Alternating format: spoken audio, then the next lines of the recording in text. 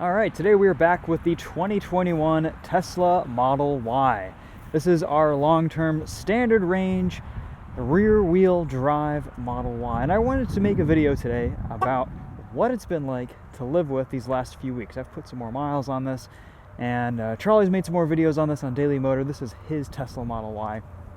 And we've kind of come to some conclusions about its usability, its range. This only has 244 miles of EPA estimated range, and we found that in cold weather driving, it's quite a bit less. Day-to-day use, reasonably about 150 miles, which is, highway use, driving fast, not really being efficient with our right foot, but, GT3.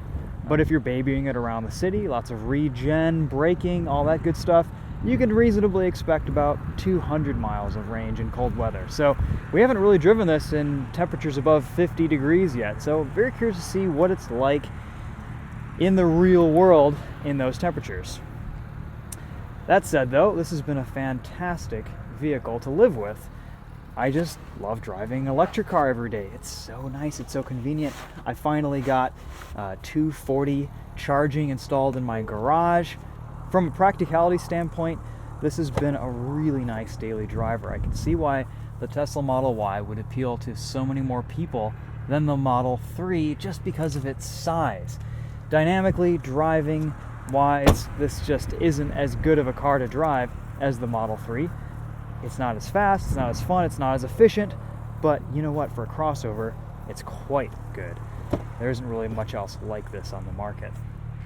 We have a Mustang Mach-E this week, and we will also be doing a comparison against that.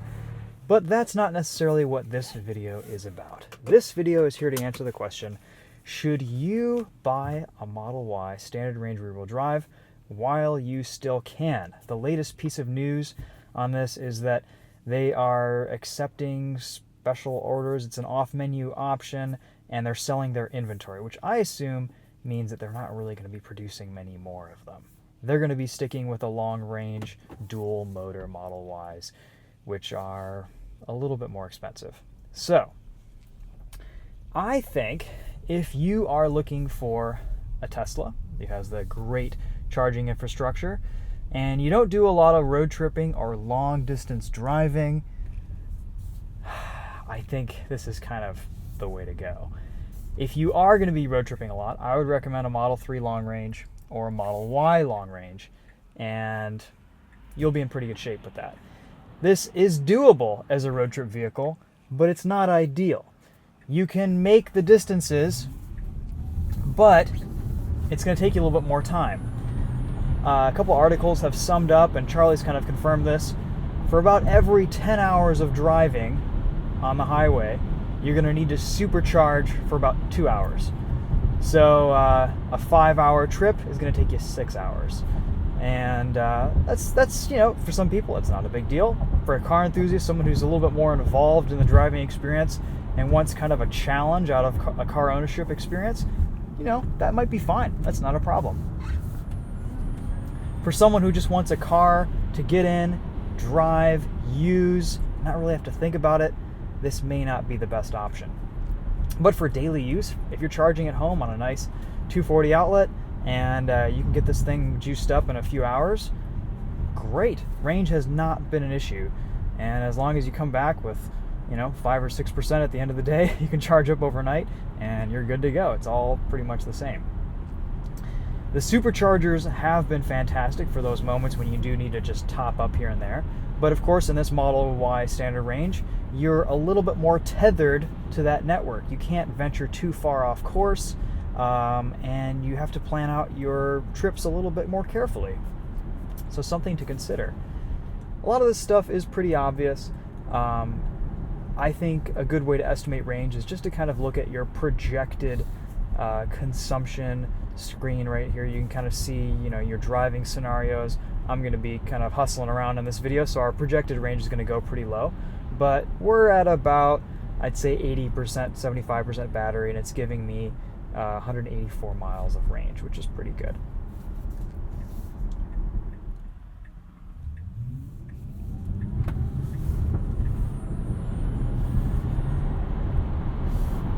This thing is fun to drive. Acceleration is addictive. Doesn't have the same traction as the dual motor out of a dig, but yeah, it does the job. Any complaints? When we first got this thing, it had a few rattles. They seem to have worked themselves out. We had a rattle in the front end. It sounded like kind of in the windshield wiper area. That's gone.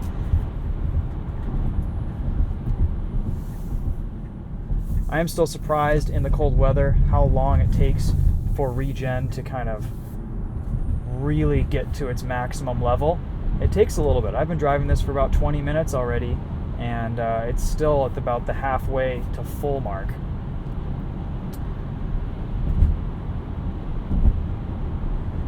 Things that I'm really impressed with in this car. The sound system is great. Really nice for a $40,000 vehicle. The, I don't know, just the cool factor, the tech, the useful, neat features that some are a little bit gimmicky, some are very clever, and some are very nice. Being able to watch Netflix or YouTube while supercharging is super useful. I do wish, for Tesla being a tech company, or kind of branding themselves as a tech company, I do wish there was a more intelligent navigation system where you could add waypoints and really plan out your routes a lot better in this navigation app than just doing one destination. So I think there could be some improvements made there. Also, I think the autopilot bong is pretty annoying. I haven't really been using it that much because it's distracting, because it's noisy, because, I don't know, it disturbs passengers and it kind of messes up with my train of thought, and I don't know, I think it's just a little bit distracting. No other car does that. When you turn off the steering assist, it doesn't bong. It's kind of, I think it's kind of silly. So I do have Joe mode enabled. It's a little bit quieter, but still, I think it'd be nice to just turn that off completely.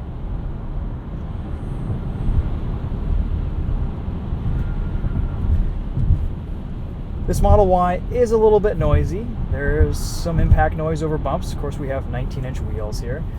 There's a little bit of wind noise, a little bit of road noise. It's not a quiet car at speed, and you have to kind of know that going in. It's not terrible though. This doesn't feel like a cheap rattle box. It definitely feels like a quality built item. I love the steering. I love the feel of the chassis underneath you. It does feel special.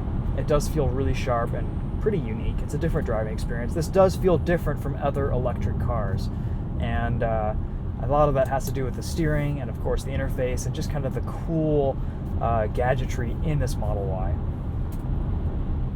The sharpness and the immediacy of everything in this car, from the acceleration to the steering, the turn-in, is pretty cool.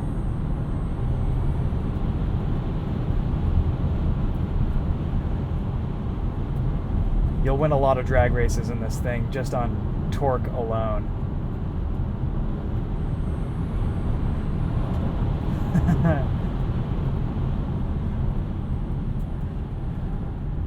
Because of the low center of gravity and because this is an electric car, for a crossover, the chassis here is excellent. Absolutely excellent.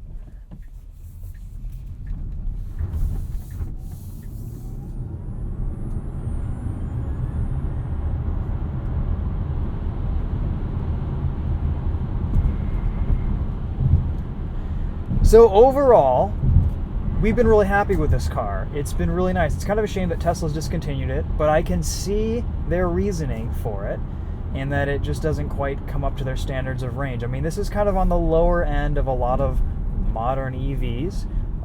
It's around 200 miles, 244 miles if you're doing city driving. I think that's possible. But if you're just driving this thing around normally, you're not really going to get more than 200 miles out of it. And in the cold, that's going to be even lower at about 150 miles. Our thermal efficiency in this car has been as low as about 55-60% in really cold temperatures. So that's just something to think about and something to consider.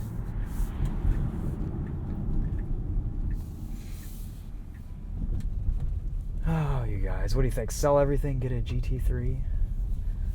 Someday maybe. Gotta have something to aspire to. Until then, though, I think Charlie's going to enjoy this Tesla. You will too if it meets your needs. It's a little bit more of an involving EV ownership experience just because of that lower range. And but you know what?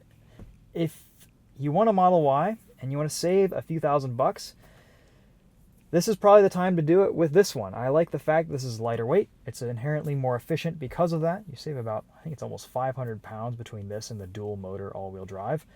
So something to be said about that. This is kind of going to be a unicorn going forward, but yeah, I think still pretty happy about Charlie's decision to get this car, and of course I get to spend some time in it as a result, because we're always swapping cars back and forth and, you know, sharing vehicles, so to speak. So anyway, I think that'll kind of sum up these first few weeks in this Model Y standard range rear-wheel drive. Yeah, I mean, it's just a super nice car to drive on a daily basis. Get in, floor it out of your driveway. You don't have to wait for it to warm up or anything. It's fun. It's cool. It's kind of freeing and liberating. And the fact that you're going places without having to use gas is pretty awesome. So that in itself, I think, is just a really nice part of EV ownership. And now that I have 240 charging in my garage, this thing charges up really quickly. So, all right, guys, that's it for this one. Thanks for watching. We'll see you in the next video. Take care. Take it easy.